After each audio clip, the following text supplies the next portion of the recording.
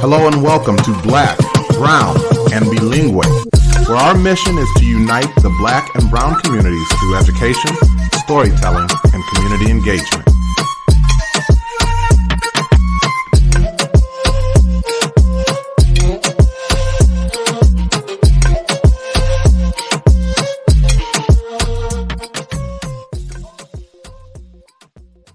The vision of Black, Brown, and Bilingue is to be part of creating a world in which Black and Brown identities are affirmed, bilingualism and biculturalism are nurtured, and equity is the driving force behind all that we do.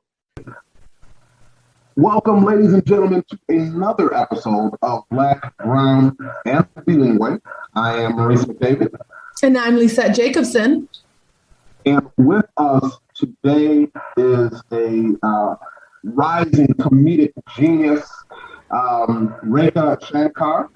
And Rekha is currently writing for Animaniacs, which is killing it. My kids love it. Good. And is the former head writer and cast member at College Humor. She also created the digital series Hustle, which premiered at Slam Dance in 2021. Rekha, thank you so much for joining us this beautiful day. Thank you so much for having me. Yeah, it's stunning. Weather around the world, stunning today. So, I was in preparation to having this conversation with you. I'm not going to lie, I was a little intimidated because number one, your brilliance honestly shines through. And I was like, well, there's so many questions that we have. And the skit that really kind of was like, yes, we need to talk about this is the one where you talk about where you were Jilly Janka. Yeah, as a woman, yeah. That was, because as we've experienced on this podcast, is people will interview us and everything is, well, Maurice, let's start with you.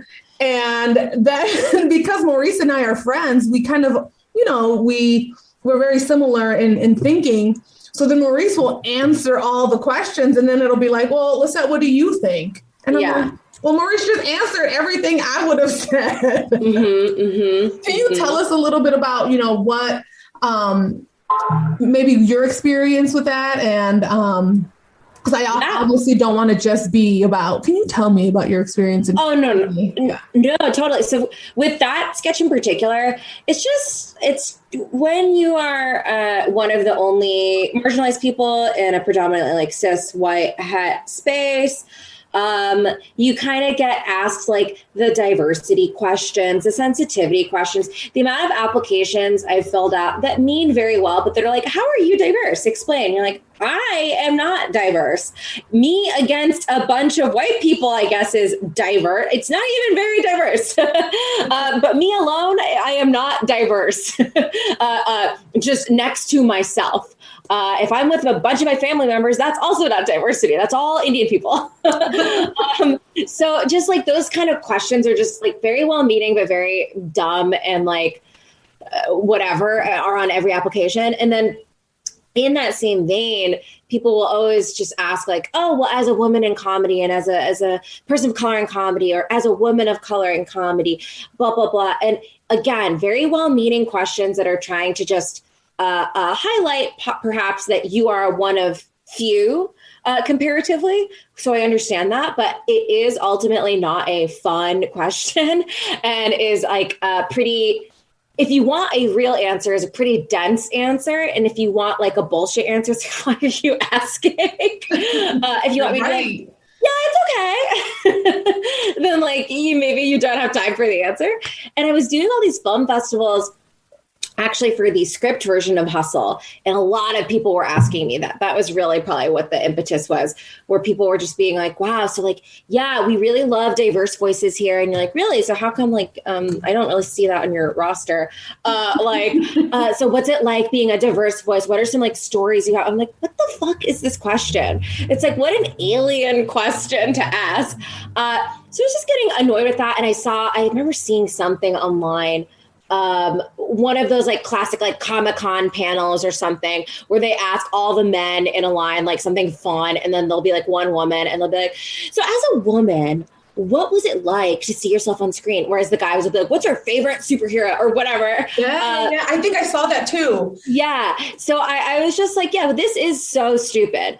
So what if I take this to like the extreme? And I remember my friend Mike Trapp, also a College Humor writer, and my boss at College Humor was like, oh, it'd be fun to set this in a totally like whimsical, stupid setting. And I think even just pitched like a chocolate factory. It's like, oh my God, this should totally be like a Willy Wonka thing. Like, yeah, you have the literal like grand chocolatier in front of you, the height of whimsy and magic and wonder. And you're like, so like, but like as a woman though, right? You know, and you just completely sidestep all the like, you know, oh my God, you have Harry Potter here. And you're just like, yeah, but like, Hermione. And they're so impressed by the male who saw the lime. Yeah, exactly, by the lime. Yeah. So that was a lot of fun to write because it was like super heightened and absurd and stupid, which is exactly the zone I like to write in. And like, got to do a lot of really dumb joke pitches. So that's my extremely long answer for your question. No, that's perfect because it kind of leads in nicely into our next question of,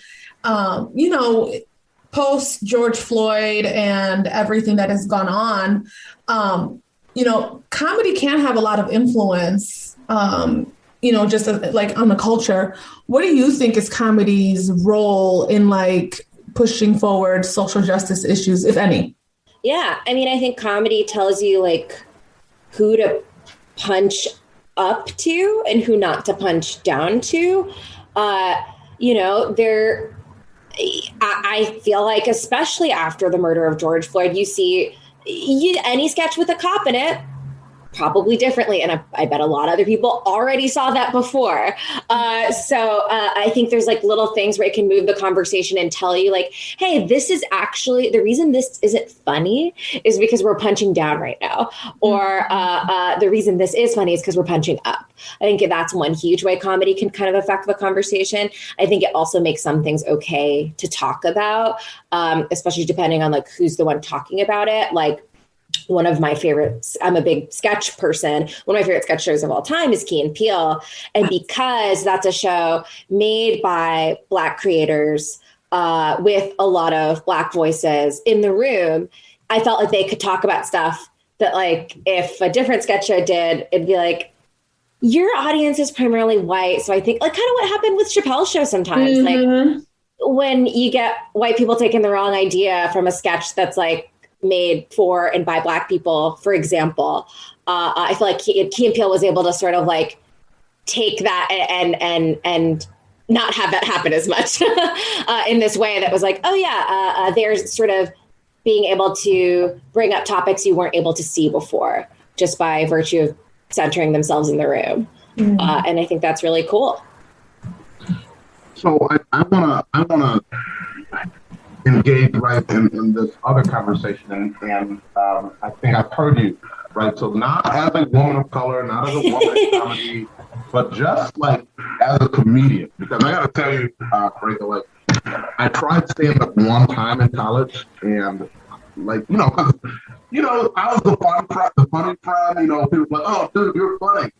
And then I realized, like, being funny on a regular basis, like, with regularity, that's hard stuff. Can you just talk a little bit about, like, what's your process? Generally, just what's that process for you in terms of writing and producing something that's funny? Yeah, so I'll say, like, improv really helped me a lot. I didn't totally consider myself a performer for a while, but I knew improv was good for being a better writer. So that's originally what got me to take improv. But when I took it, I was like, oh, I love this. And I think it teaches you a few things. One, it teaches you how to be a better listener so that you're not just kind of listening for the idea that you want, you're listening for the idea that's already there. And it helps you make something new with, your scene partner in that way. I think it also teaches you to be like flexible and not precious. I think that can be a really big stopping point in writing when you're being too precious with an idea that not that it doesn't work, but maybe it doesn't work the way you're doing it right now. Or you could, like, I'm a big, like, I used to be a video editor. I'm all for, like, you take a huge section of something and delete it. You can copy and paste it and put it in a note, or like make a new draft. I'm always making a new draft of the same thing that has like one line different maybe. And I think improv is really good at being like, that scene is gone, whether it was good or the worst fucking thing you've ever seen. It's gone now, and you can't be precious about it. You can't like rest your laurels on it, and you can't beat yourself up about it if it was bad. So I think that really helped. And I think it also teaches you to make any idea work. Like there's a big tenet in improv, like treat your scene partner like they're a genius. And I think I've always really liked that idea because I think when you're in a writer's room, one of the coolest things is someone comes in with like a half idea and you're like, no, that's not a half idea. That's something. Like, what is it? I love doing that. And I felt like the best parts of Twitter were a little like that when I started to be on Twitter, of like, I can make this joke work just like as an exercise. Let me practice. So it was a lot about like practicing that stuff, whether in improv, on Twitter, in my own personal like writing and things like that. And then just like, this is the answer everyone says, doing it over and over and over. Like the first pilot I wrote was actually the long form version of Hustle, which I really liked. The second pilot I wrote will never see the light of day and is bad.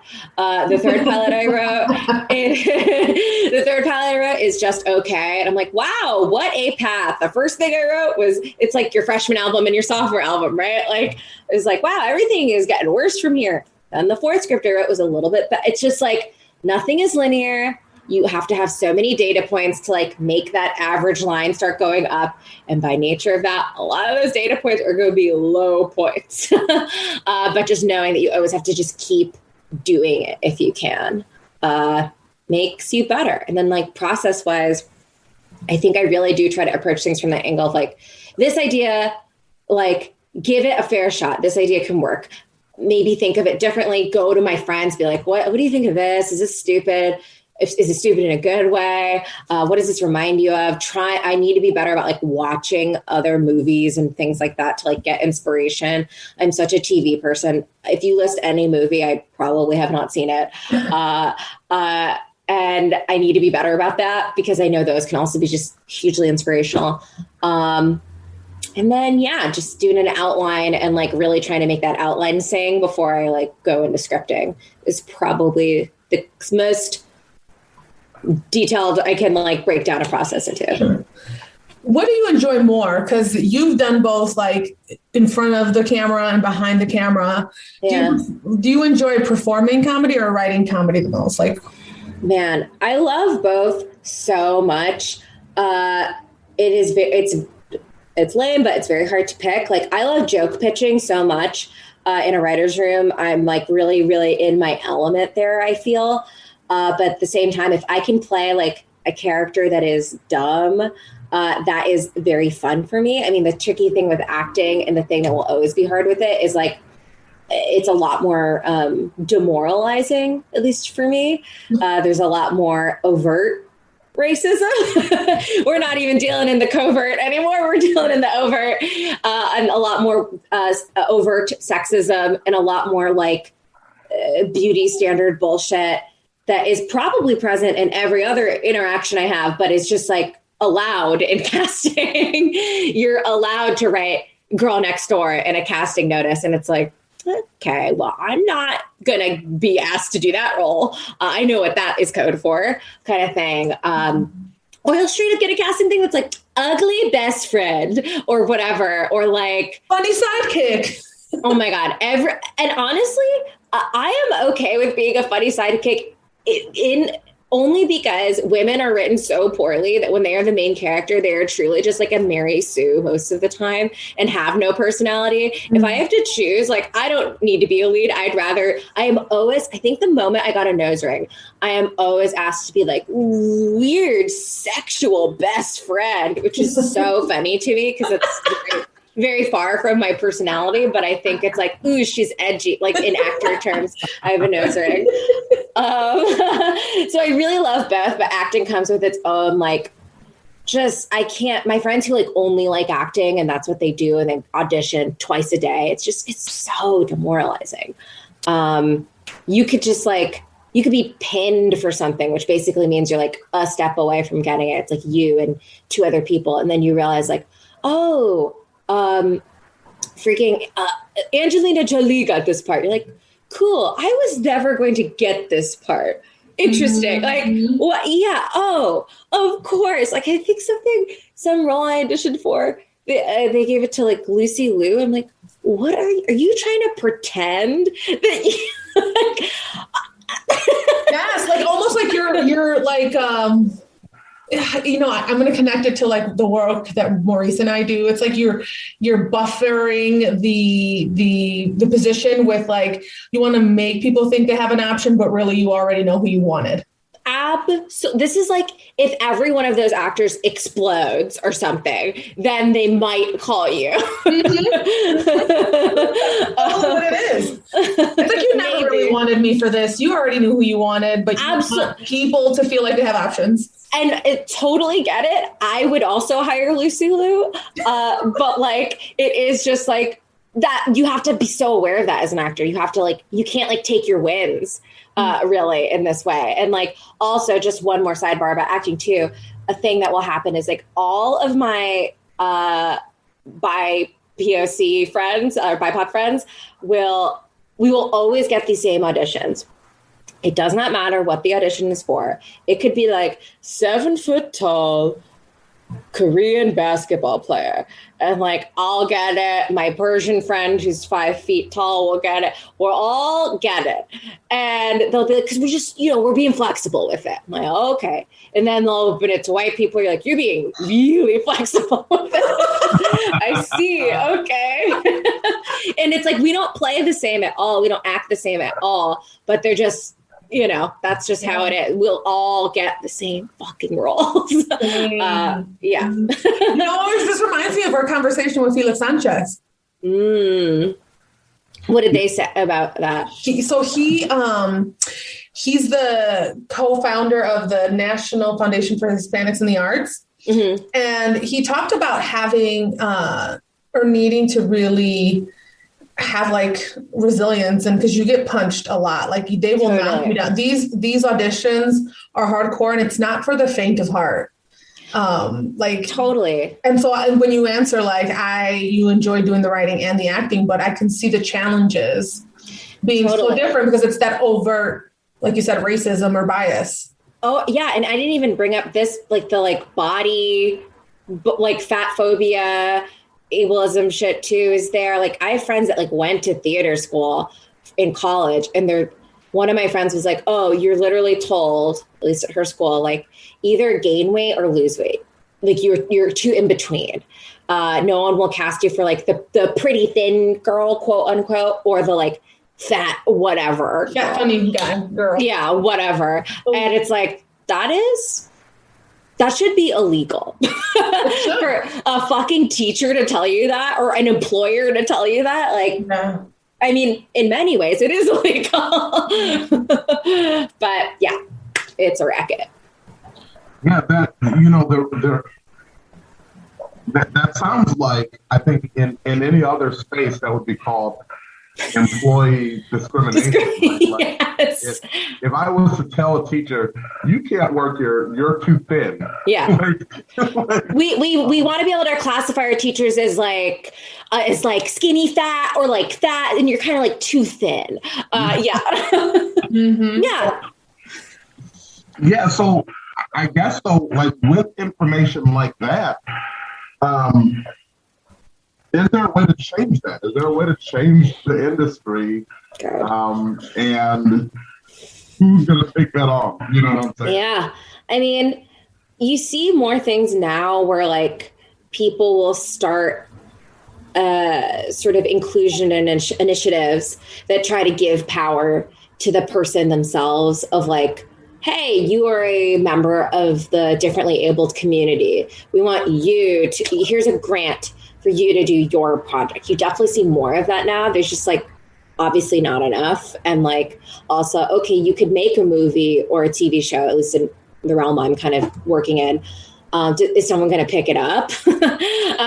Who, is it going to be like streaming where, okay, I have to download, Taco Bell Plus to get this random TV show or whatever these random streaming websites that pop up that you never hear of that go away after a year. Like, is that what I have to download to get this one TV show? Or is it going to be on like CBS, that's like a huge deciding factor. And like, it's just, I'm not providing any new information here. It's just like, if the people up top, are all of one mind and race and age and orientation and body type, they will keep making the same crap. And I think COVID complicates things a little bit because I feel like people probably wanted to take fewer chances on stuff that was even slightly, out of America's mainstream, quote unquote, ideal of a TV show. And so, I mean, I don't know what this fall lineup might look like, but I wonder if it will be a little more homogenous. Mm-hmm. Is there anything out right now, though, that you're like, wow, that's really dope? Like, I'm really proud that that's out. Oh, yeah. The biggest regret I have in my life is that I didn't make Pen 15. I think it's so good. South Asian people really are clamoring for any sort of representation. Anytime I see someone on TV, any race, especially if they're Asian, it doesn't matter where in Asia, I'm like, wow, she is me. I see fucking Sue Ellen Armstrong on Arthur. I'm like, wow, she is me. She is tan. She is a cat. Whatever. We're so fucking desperate. And Pen 15 is done so well. It's not just to say, oh, Maya Erskine is representation just by existing. The show is also excellent. Especially season 1 just killed me. And there were so many moments in that show that was like, I have never fucking seen this. And I'm like, wow, okay, well, they did it. Anna and Maya did it. They made the show and thus TV's done. So I love that show. I love BoJack Horseman. That's another show. I was like, oh, yeah, it's done. Okay. I love Insecure. Gosh, there's so many things. Veep. I love Veep.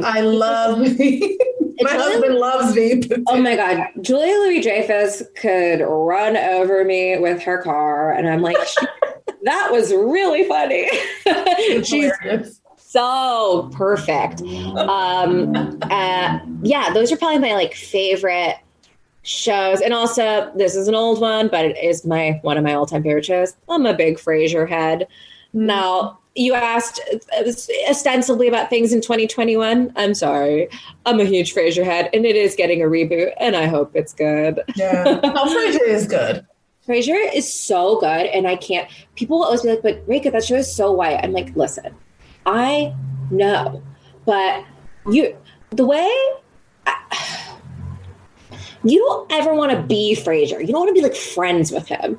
Whereas when you watch a show like Friends, it is also all white. You kind of wished you were friends with them. Like, Rachel Green's not going to be friends with me. I'm excluded already in this friend group. But I don't want to be friends with Frasier. He's a loser.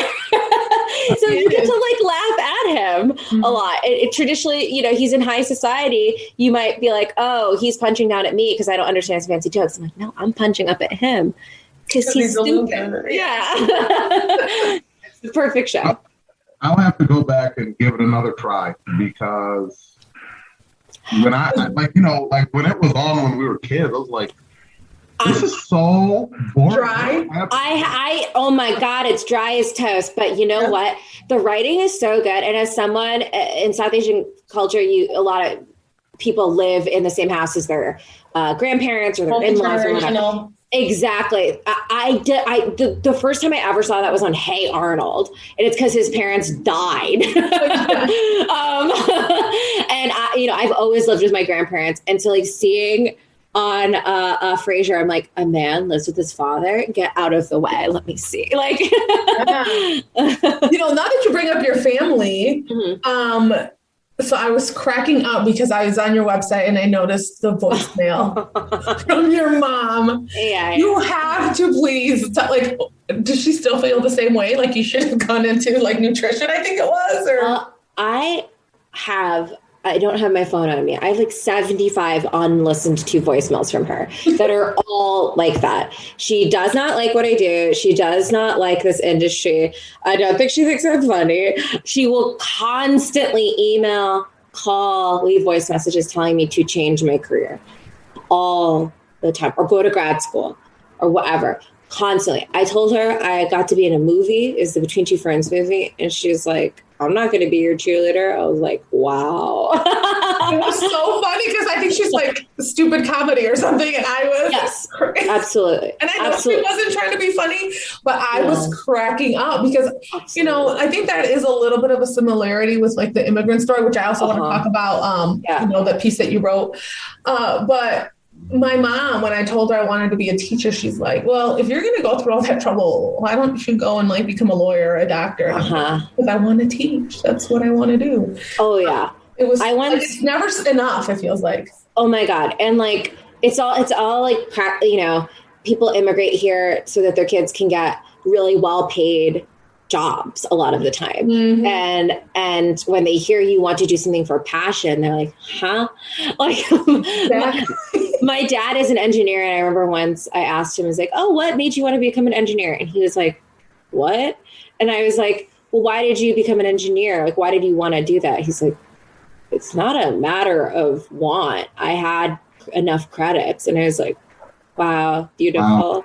I removed to tears from that story. You're the first person in my whole family to immigrate to the United States, and you became an engineer because you had enough credits. That is incredible. Gorgeous.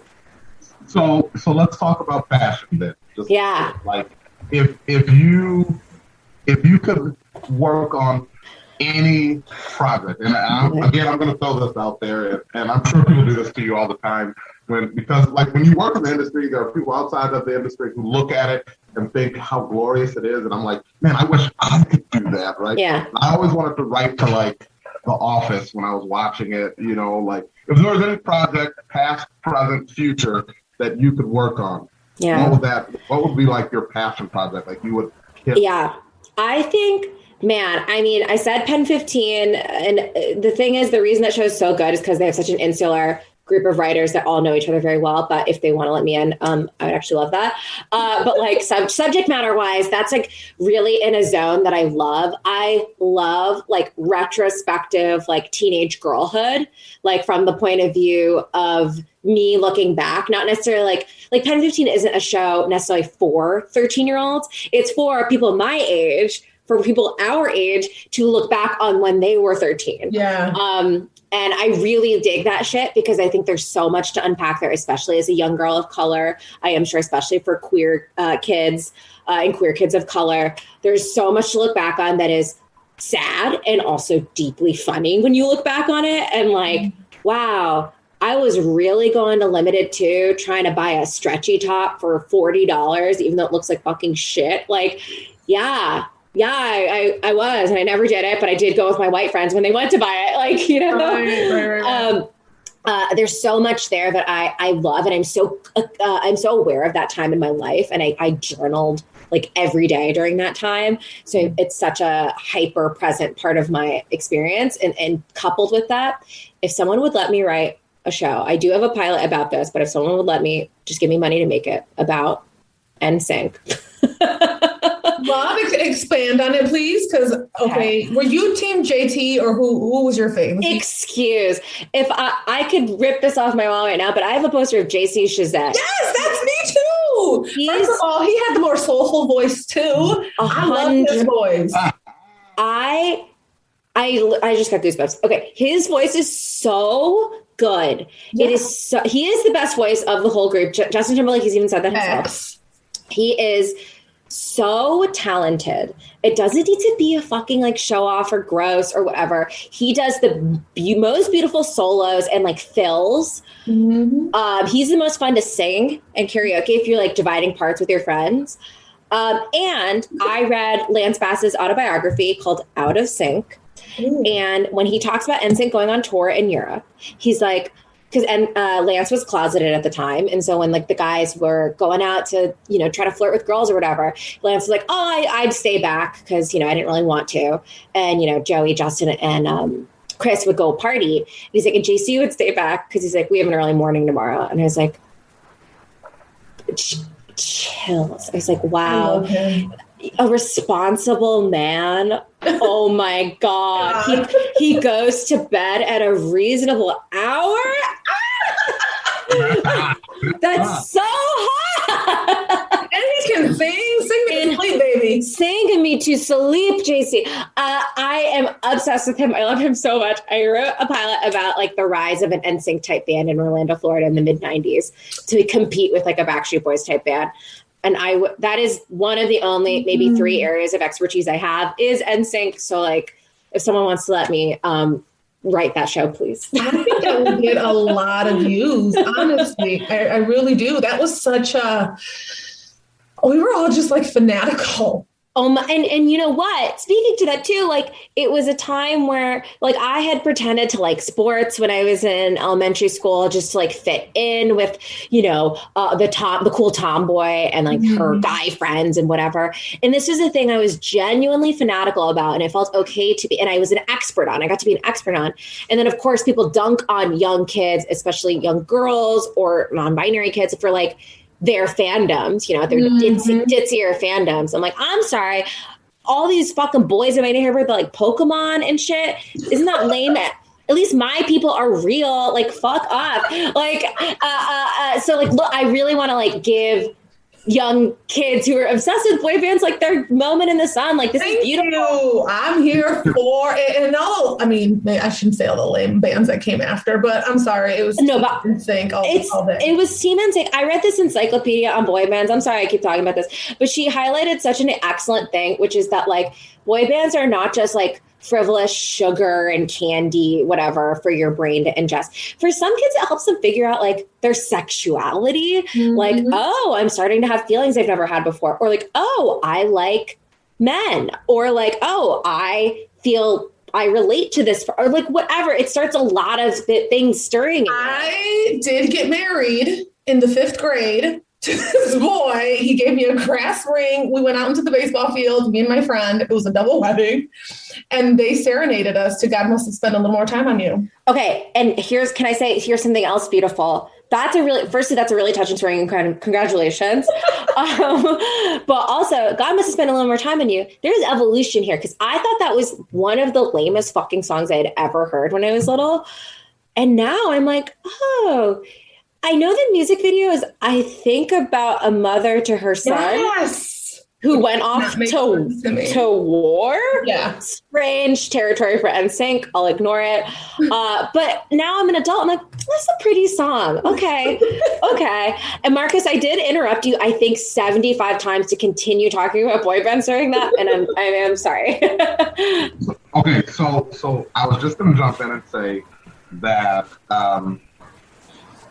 I remember, like, reflecting back on it now, in the middle of, like, I was a football player, in the middle of, like, this super heteronormative group of friends, we would sing in sync. So I just want to throw it out there that, like, we didn't do it in front of girls. In front of girls, we told them that, oh, NSYNC is lame. But the truth is we all wanted to be them. And yes. I wanted, like, today, I openly, when I worked at the high school, and I as a dean, I had to go to like prom, and like when Bye Bye Bye would come on, I'd go into the middle of the gym, and I'm doing the dance moves, and all the kids are like, Mr. McDaniel, you're crazy, bro. And so now it was really cool, but then it was something that we, you know, you had to lie to yourself. Yeah, we did, but they were dope. See, it's beautiful. They're so catchy. And then there's like story to it. Like the whole No Strings Attached album was right after they parted with Lou Pearlman. Ooh. No Strings Attached. Yes, Lou Pearlman. I mean, he could be a season. So. I know, he's disgusting. Oh God, that's such a beautiful story. Because look at how we've geeked out to this. I know. The last 10 minutes. But no, I think you're onto something because there's just so much. You can go in so many different avenues. Like yes, and I love that story, Maurice, because I do think everyone, even people that were like not into it, they have a relationship to those things, whether they thought it was lame and they turned to like in this encyclopedia I was reading of boy bands, they talked about people turning to Blink-182 and Sum 41 and those bands as like an anti-boy band when they're kind of the same boy bands. However, if you come over to hip hop, remember there is one point at which Eminem, right, like is on like this boy band attack. Mm-hmm. And then he starts B12, which is kind of like this hip hop boy band. Okay. We all want a taste. We all make fun of it, but we all want a little taste. Yep. You get in and you put your boys on, and listen. Yeah. Listen, if this comes to pass, I just want it to be known that Lisette and I are willing to just play like screaming fans in the background. Absolutely. I will listen. I'm gonna play one too. I can't help it. I'll even do a whole thing on like getting married. Yeah. Oh my God, beautiful. Yeah, the yes. Rings just kills me. I had no business doing that, by the way, but listen. I think they found out. As long as that person wasn't ordained as a fifth grader, I think you're I hope you're in the clear. Yeah. Oh man. Yeah. So I love the idea of that. I think that sounds like an incredible project. You are currently working on Animaniacs. Mm-hmm. And so when they were rebooting that, I was kind of like, I don't know. And we laid as a family and we watched the first episode when it first hit. And I was like, this is genius. This is so good. It made me laugh. It made my kids laugh. There were so many smart things in there. Like, can you talk a little bit about that? And again, when it comes to Animaniacs, do you still get questions of like, as a writer of color? Because I don't know. Like, sure. So I'm a recent hire. I'm on season 3. Okay. And if you notice, only season 1 is out on Hulu. So season 2 hasn't even come out. That's how long animation takes. So the stuff I've written for or helped more aptly as a staff writer, you kind of joke pitch a lot, hasn't come out yet. But speaking to season 1, because I've now seen the first season a few times, I think... one, I was also worried about the reboot and was really pleasantly surprised at how funny it was. And I think in a lot of ways it is better than the old version just because there are certain tropes that like when I watch the old one, I'm like, I don't need a hello nurse. And like the reboot of Animaniacs is like, yeah, we don't either. We don't need the guys fawning after our like weird anatomically like fucked weird looking nurse.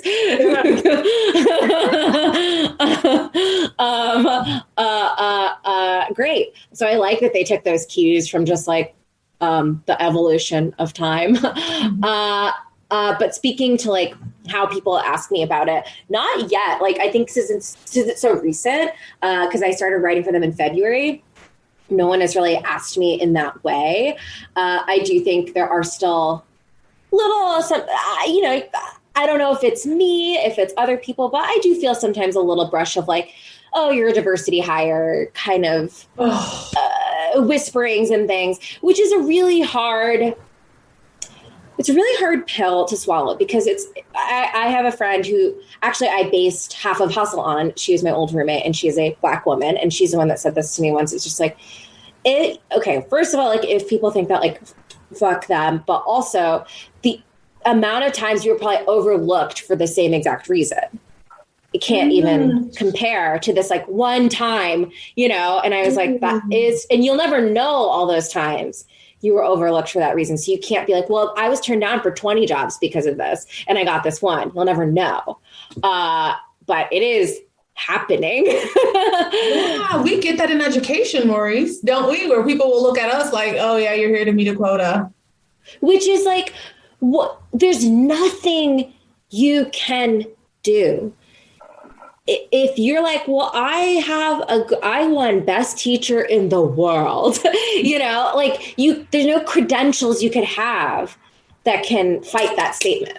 Mm-hmm. It's so interesting because I literally had a former coworker, word got back to me, right, that we had both gone for the same job, and her statement was that I was hired because I was Black. To which I said, oh, well, what do you mean? Okay. I said, you have a building that is 18% African-American, and you have one certified Black staff member. So if I was hired because I was Black, good. Yeah. Good. That's recognition of the fact that we need more Black educators in this building. Yeah. And then the second part of it is even if I get the job because I'm Black, guess what I have to do to keep the job? Everybody else. Absolutely. I remember reading that from a lot of really smart people on Twitter, which is an oxymoron sometimes. But during all those like Harvard affirmative action debates of like people being like, okay, if I am a Black student, a Native student, a Latinx student that got admitted to Harvard for my race, what the fuck got me an honor, like honors, or summa cum laude? And you're like, yeah, they don't just like fucking give you A's there. If you fail out, that looks bad on them. Like that's a very hard thing to maintain if they just give it to you for no fucking reason or whatever. So exactly what you're saying. How the fuck did you keep your job? How the fuck did you teach kids, That's exactly it. Now, when you think about like the environment right now with Animaniacs, do you feel like you're the only, or is there more representation? There's a little more representation. It's still a bit of a homogenous room, but I do feel everyone in there is very nice and open. So it is definitely like a nicer experience than I've maybe had in like predominantly white rooms before. Because sometimes you do feel like that sense of like, I'm like, I've had friends who've been like, oh, I was basically told or through the grapevine heard I'm kind of a sensitivity person or consultant in the room, which sucks. Again, it's not something you can like fight against. And but the amount that you have to carry on your back when you hear something like that, because then every interaction is tinted with that. You go, oh, am I actually going to be taken seriously if I say something, or am I just here so that they can take like a photo, Oh, yeah. And I, to be clear, I don't feel that in this room, but I know that feeling, and I've been there, and it's so upsetting. And then you hear things like I was an improviser at the Upright Citizens Brigade Theater, and someone the week after I got on, this is like so inside baseball, but it's like very coveted to get on a team there. People try 10 times, and there's only auditions twice a year or once a year in New York. And so I got on, and I had worked my ass off. I had auditioned 5 times. And I knew I crushed my audition. That was like, if I don't get this, this is like, they just fucking hate me. And so I got on, and I went to a show just to like support a friend, and someone was like, oh, you got on, you're a diversity hire, a white guy. And I was like, gosh. And I was 25, and I don't even know if someone said that to my face now, if I would know how to respond. I'm 31 now. Right. But I certainly didn't know how to respond then. And it was just so dry. He did apologize to me afterward, because I think he saw my face. But it's like, damned if you do, damned if you don't. And, it's also been my experience where, let's say you're not the only marginalized person in the room. It almost becomes a situation where the two... Yes, you have to compete. You have to compete, where it's like, we can't have two diverse experts. And so, but the environment then creates like this competition when it shouldn't be like that. And I think that's part of why Maurice and I started Black, Brown, and Milingüe, because sometimes it feels like it's one or the other. You can't have both. Yeah, it's like you experience that too. 100%. It's a scarcity complex, and I really hate when my own brain feeds into it. When you do it to yourself, yeah. And you're like, oh, there's one other Indian person. Like for me, I'm in competition with her. It's like, actually, if I zoom out, we have nothing to do with each other. These are unrelated things, or like we are each our own person and contribute different things. But you can't help it because people make you feel that way, and they make you feel like one of the good ones or whatever when they hire you. And yeah, right. Like, and so then if there's another good one, you're like, wait a minute, there's two good ones, and you have to catch yourself from falling into that trap that they kind of set for you to feel that way. So episode 1 of this season, we talked about exceptionalism and tokenism, and this idea that I think it's something that I have experienced regularly, and I'm probably still experiencing a little bit. Whereas Lisette and I work in the same school district now. I think she has talked about how she feels a little bit more at home. Now we have so many Latino staff members. It's great. I've never been in a place like this. However, there still are very few African American staff members in our district. And then speak Spanish, right? And there's this idea though, right, where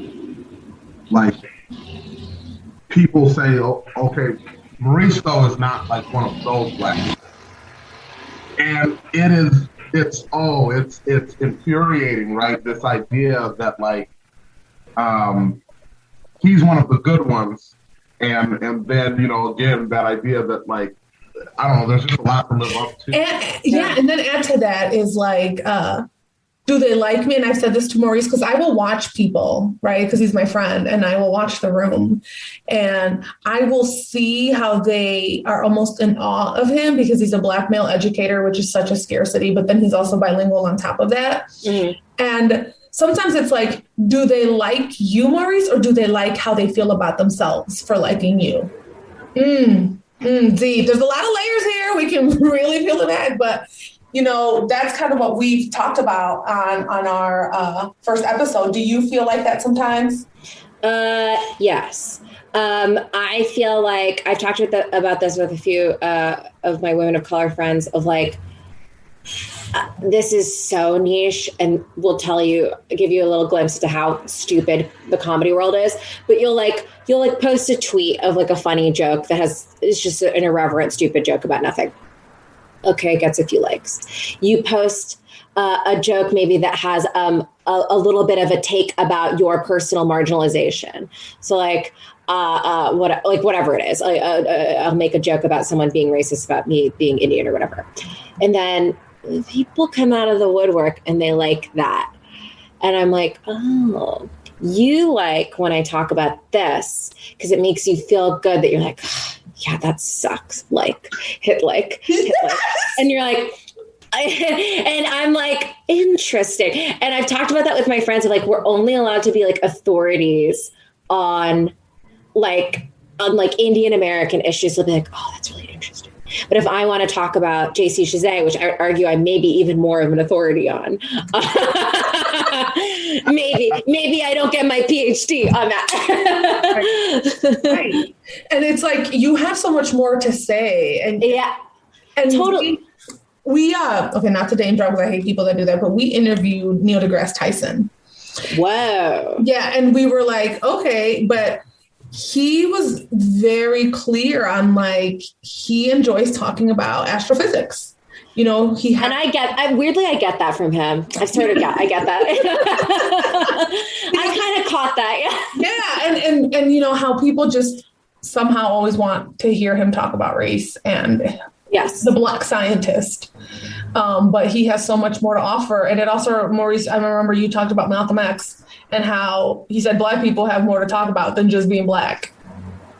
It kind of, not to bring it back to the stupid sketch I wrote, but just that stuff. I like talking about my cultural experience and whatever. But I also like, especially as a comedian, when you're getting put into roles and cast as certain things, I'm like, I am also ultimately a stupid comedian. And I like talking about a lot of crap, just like everyone does. And also no race, culture, religion, orientation is a monolith. So you might talk to me about some piece of Indian media. Like people are like, have you seen Indian Matchmaker or what the fuck is it called? Is that what it's called? Whatever. That show on Netflix about arranged marriage, like matchmaking. Oh, yeah. And people, the amount of people that ask me if I watch that, I was like, no. And if I watch it and I tell you I don't like it, that's not a monolith opinion. I have no idea what. I think my parents found it fun because my parents don't also notice racism. But I think like other people I know found it fun. Other people were like, I'm making it a moral point to not watch this. Everyone is different. Amen. So as we do go ahead, Maurice. I wanted to ask one more question. Yeah. I had mentioned it earlier. The diversity is so in skit. Okay. I wanted to just come back to this because it really defined, and in fact, I didn't know that it was from 2018. I thought it had to be from 2020 because watching social media, Rekha, watching hashtag BLM, the number of black squares I saw on my Instagram on that one Tuesday, and there were like people, like I watched folk like at protests here in my hometown, and like they're on Snapchat and like performative. It really was like, and I think you were hitting on something that was so true. How do we? I guess I just wanted to let you know it was genius. Oh, thank you. And also it was ahead of the game because you did it in 2018, and then all of a sudden in 2020 it came to fruition, right? And you could really see the hashtag literally trending on different formats of social media. I suppose my question, right, is are we in a different space right now, right? How do we keep diversity from just being trendy? Yeah, I mean, God, it is a weird thing because there are some people who don't see those messages unless their friend posts about it on Instagram or something. So like, one of my family members was saying the black square was how his like hedge fund group of like finance bros was starting to pay attention. And it's like, fuck, it is a double-edged sword. Yeah. It's tough. And like, in my group of friends who are all like coastal liberal type people, they roll their eyes at that. And they're like, this person's performatively putting up this graphic about blah, blah, blah, blah, blah. But they didn't even go to the march or they didn't even call in. And it is so valid because that is extremely like eye-rolly. But again, at the same time, I think of the people like, especially, from College Humor, I have followers that are young and that are not coastal liberals that are like in the middle of Nebraska or whatever. And that is the first time they're seeing that post about mutual aid or whatever. And we are getting them to donate by consistently posting, which looks stupid and feels gross to constantly like be like, hey, look at me, I'm supporting a cause or whatever. Or like, here's my receipt to stop AAP, I hate, or whatever. It feels very performative, but for some people that does inspire them. So like, I feel really conflicted about it. Cause like when I volunteer with with LA Can and Homie Made Meals in Los Angeles. And if I were to ask them, hey guys, does it look performative if I like post about you guys? I'm sure they'd be like, what? No, please get people to volunteer and to give us money, and I have friends who have like posted things like money is not a Band-Aid for an organization. Like you can't just donate and call it a day. I'm like, absolutely. But if someone has the option and they're going to donate or do nothing, I would so much rather they donate. Money, please. Because every organization, and I've only spoken to the places I have worked with, but like I remember we did this fundraiser for Stop AAPI Hate, and there were organizers from the LA area talking, and one of them was like, people think our money goes towards like marching in the streets. It's like, some of that does. Some of it goes towards like buying office supplies and printer ink and like granola bars so that the volunteers can eat something, and like gas to drive stuff around to drop off at different centers. It's just like the boring crap that if you didn't have, right, you don't, like the graphics. Who's designing all those graphics? You got to pay someone. Those like little things you're sharing on Instagram. So I feel so conflicted because there is so much performance in it. There is so much like, look at me at a protest or whatever. But I hope it is all in the direction and bending in the direction of something of more awareness and actual like participation. Because I'm like, hey, if you're donating, you know what? I'm sure that person getting a meal on Skid Row doesn't give a fuck if it was performative or not. Mm-hmm. And they're just like, thanks for the meal. So mm-hmm. I just don't want to be so far up my own ass about that stuff that I'm like, fine, I'll never post and I'll never do, you know? Yeah. That's a really shitty answer to your question. But yeah. Yeah. It's actually perfect. You should look at, I think too, you have to look at like, everything that a person does in a sense. Exactly. It's not just the one march, you know, are they really living a life where they're trying to move these things forward? Exactly. And I think too, you can also on a personal level assess, like, does that person feel like my friend and like they're looking out for this stuff in their daily life? I'm not saying they got to scream at every person doing something, you know, whatever all the time, but do I feel like I can talk to them about this kind of stuff and that makes the posting feel less scummy and gross, right. And more authentic, more genuine. Yeah. Or is this someone that like anytime I've brought up this issue, they're like, ooh. And then now they're like BLM, Black Square, or whatever. Mm-hmm. Yeah. All right. So, thank you. I'm getting ready to wrap up here, but I'm thinking to myself, this is the most I've laughed in any interview, which makes sense though, right? Being who you are. Very nice. This is the most I've laughed in any interview that we've done. But thank you so much for being with us. Something that we do before the end is we want our guests to leave our listeners with one final thought. Mm-hmm. And so what is one thing that you would hope our listeners walk away with from this interview? Ooh. Okay. This is not something I said, but it is something I think, and I probably anytime someone has ever asked me a question like this is what I will say. There is a quote, bear with me, it's from A Stupid Place, from the True Hollywood Story on Heidi Klum that I saw on an airplane. And she says, plenty of people will say no to you. You can't say no to yourself. And I think about that a lot in very small ways, whether it's just like sending someone an email, like asking about something, you know, like, hey, do you mind doing me this favor, giving me advice about this thing? Or like big things, like asking for a promotion or negotiating something for yourself. Like so many people are already going to default to no, or they just like are caught up in their own shit and not thinking about you. And especially if you are marginalized, they're not thinking about you. And I think whatever those things you can do to say yes to yourself, whether it's like writing or pursuing your passion career and not just doing what someone's told you to do, or finding communities that you can thrive in, like do those things because they are very helpful. Maybe that's too tangential to what the interview was, but I think about that quote constantly. Perfect. That's incredibly well said. And Maurice and I didn't say no to ourselves when we started to do this. Hell yeah, right? Like, I do think people do that when they're like, I shouldn't start a podcast. I don't have anything to say. It's like, well, of course you don't. You have a podcast. You didn't start yet. Or like, in comedy, people will be like, I don't have enough to put on a website. I'm like, do you have a name and an email address? Like, or just like get a Facebook page. I'm not telling you to pay for a website. Get something, especially as someone who had to look for writers. Mm-hmm.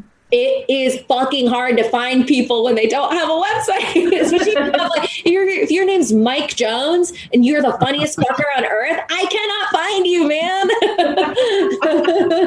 man. That's so true. And like, oh my gosh, I feel like I can keep going on, but just the fact that you posted your mom's voicemail, because I have a lot of funny stuff from mom, like her text messages. I'm like, Mom, don't, just stick to Spanish, man. If my mom could text, it would be rude as hell. She already doesn't understand that sometimes she'll post on my YouTube as a comment that's not emailing me. It is rude. My dad went on Facebook Live on the toilet and he didn't know it.